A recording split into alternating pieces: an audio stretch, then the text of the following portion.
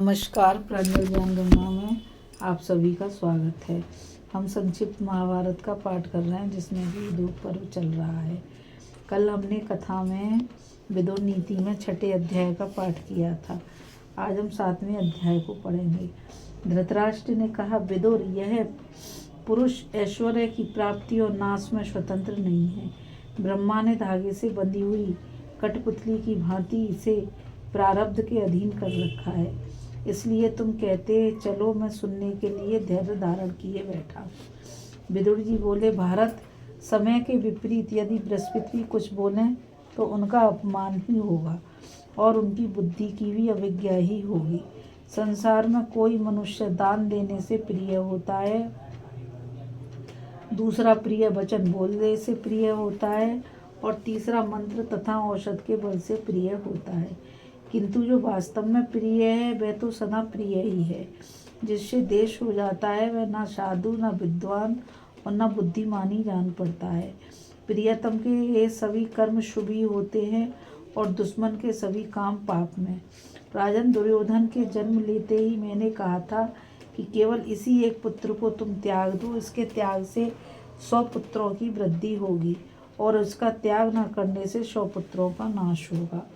जो बुद्धि भविष्य में नाश का कारण बने उसे अधिक महत्व नहीं देना चाहिए और 6 का भी बहुत आदर करना चाहिए। जो आगे चल के अभ्युदय का कारण हो। महाराज, वास्तव में जो 6 वृद्धि का कारण होता है वह 6 ही नहीं किंतु उस लाभ को भी 6 ही मानना चाहिए, जिसे पाने में बहुतों का नाश हो जाए। धृतराष्ट्र, कुछ लोग गुणों के धनी होते हैं और कुछ लोग धन के धनी। जो धन के धनी होते हैं वे भी गुणों के कंगाल, उन्हें सर्वथा त्याग दीजिए। धृतराष्ट्र ने कहा, विदुर, तुम जो कुछ कह रहे हो वो परिणाम में हितकर है। बुद्धिमान लोग इसका अनुमोदन करते हैं। यह भी ठीक है कि जिस ओर धर्म होता है उसी पक्ष की जीत होती है। तो भी मैं अपने बेटे का त्याग नहीं कर सकता। विदुर जी बोले, जो अधिक गुणों से संपन्न और विनयी है वह प्राणियों का तनिक भी संहार होते देख उसकी कभी उपेक्षा नहीं कर सकता। जो दूसरों की निंदा में ही लगे रहते हैं, दूसरों को दुख देने और आपस में फूट डालने के लिए सदा उत्साह के साथ प्रयत्न करते हैं, जिनका दर्शन दोष से भरा हुआ है और जिनके साथ रहने में भी बहुत बड़ा खतरा है, ऐसे लोगों से धन लेने में महान दोष है और उन्हें देने में बहुत बड़ा भय। दूसरों में फूट डालने का जिनका स्वभाव है, जो कामी, निर्लज्ज, शठ और प्रसिद्ध पापी हैं, वे साथ रखने के अयोग्य नहीं, निंदित माने गए हैं। उपर्युक्त दोषों के अतिरिक्त और भी जो महान दोष हैं उनसे युक्त मनुष्यों का त्याग कर देना चाहिए। सौहार्द भाव निवृत्त हो जाने पर नीच पुरुषों का प्रेम नष्ट हो जाता है। उस सौहार्द से होने वाले फल की सिद्धि और सुख का भी नाश हो जाता है। फिर वह नीच पुरुष निंदा करने के यत्न करता है। थोड़ा भी अपराध हो जाने पर मोहवश विनाश के लिए उद्योग आरंभ कर देता है। उसे तनिक भी शांति नहीं मिलती। उस प्रकार के नीच, क्रूर तथा अजितेंद्रिय पुरुषों से होने वाले संग पर अपनी बुद्धि से पूर्ण विचार करके विद्वान पुरुष उसे दूर से ही त्याग दें। जो अपने कुटुंबी, दरिद्र, दीन तथा रोगी पर अनुग्रह करता है वह पुत्र और पशुओं से समृद्ध होता है, अनंत कल्याण का अनुभव करता है। राजेंद्र, जो लोग अपने भले की इच्छा करते हैं उन्हें अपने जाति भाइयों को उन्नतशील बनाना चाहिए। इसलिए आप भली भांति अपने कुल की वृद्धि करें। राजन, जो अपने कुटुंबी जनों का सत्कार करता है वह कल्याण का भागी होता है। भरतश्रेष्ठ, अपने कुटुंब के लोग गुणहीन हों तो भी उनकी रक्षा करनी चाहिए, फिर तो आपके कृपा विलासी एवं गुणवान हैं, उनकी तो बात ही क्या है। राजन, आप समर्थ हैं, वीर पांडवों पर कृपा कीजिए और उनकी जीविका के लिए कुछ काम दे दीजिए। नरेश्वर, ऐसा करने से आपको इस संसार में यश प्राप्त होगा। तात, आप वृद्ध हैं इसलिए आपको अपने पुत्रों पर शासन करना चाहिए। भरतश्रेष्ठ, मुझे भी आपके हित की ही बात कहनी चाहिए। आप मुझे अपना हितैषी समझें। तात, शुभ चाहने वाले को अपने जाति भाइयों के साथ कलह नहीं करना चाहिए, बल्कि उनके साथ मिलकर सुख का उपभोग करना चाहिए। जाति भाइयों के साथ परस्पर भोजन, बातचीत एवं प्रेम करना ही कर्तव्य है।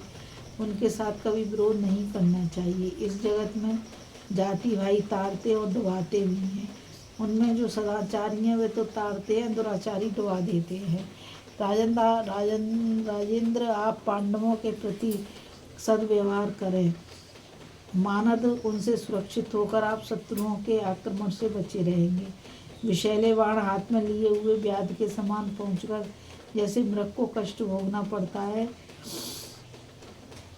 उसी प्रकार जो जातीय बंधु अपने धनी बंधु के पास पहुंचकर दुख पाता है, उसके पाप का भागी वह धनी होता है।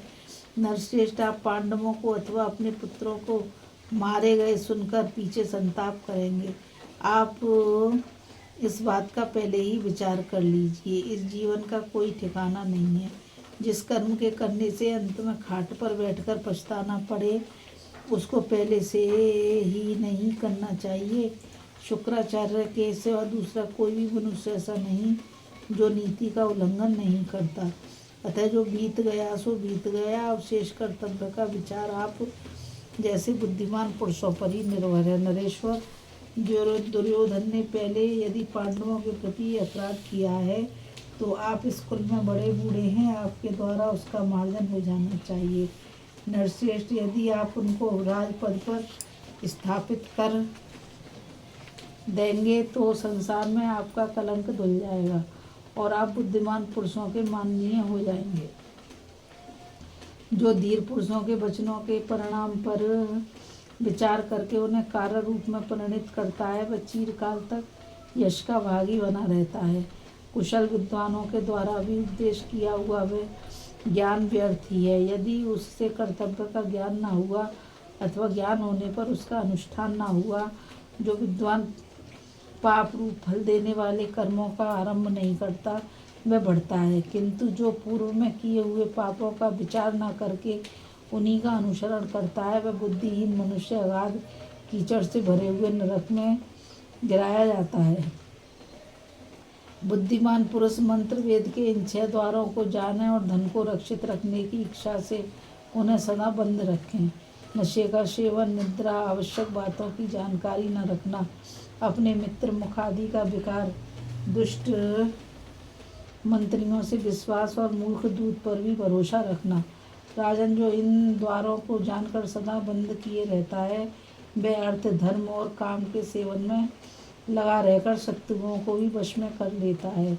बृहस्पति के समान मनुष्य भी शास्त्र ज्ञान अथवा वृद्धों की सेवा किए बिना धर्म और अर्थ का ज्ञान नहीं प्राप्त कर सकता। समुद्र में गिरी हुई वस्तु नष्ट हो जाती है, जो सुनता नहीं उससे कही हुई बात नष्ट हो जाती है।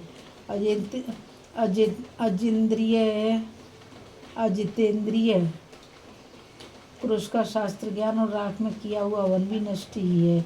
बुद्धिमान पुरुष बुद्धि से जांचकर अपने अनुभव से बारंबार उनकी योग्यता का निश्चय करें, फिर दूसरों से सुनकर और स्वयं देखकर भली भांति विचार करके विद्वानों के साथ मित्रता करें।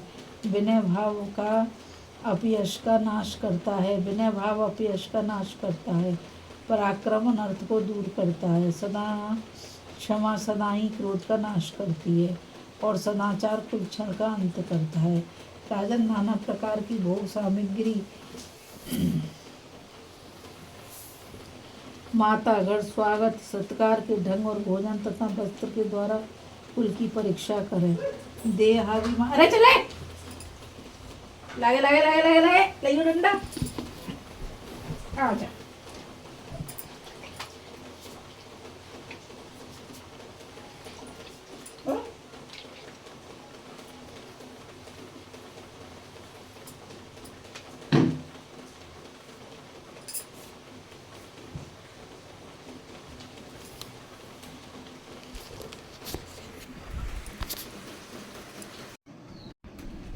जो मर्यादा का उल्लंघन नहीं करता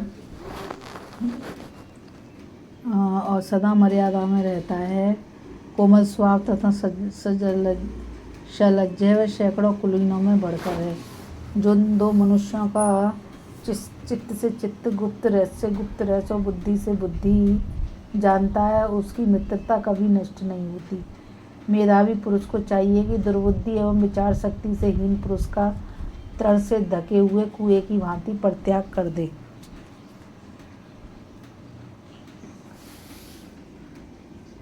विद्वान पुरुष को उचित है कि अभिमानी, मूर्ख, क्रोधी, साहसिक और धर्मीन पुरुषों के साथ मित्रता ना करे।